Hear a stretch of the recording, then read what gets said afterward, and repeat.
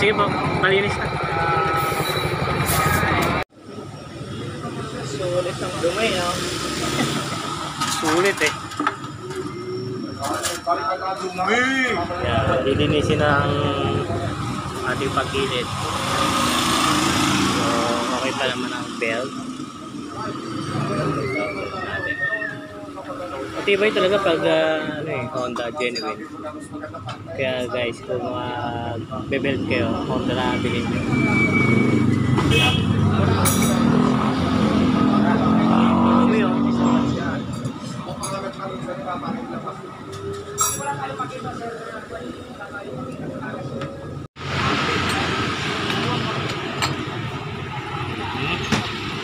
Puta kalinis oh.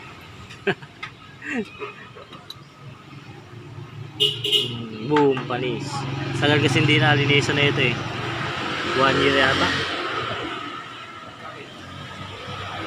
Tignan nyo naman.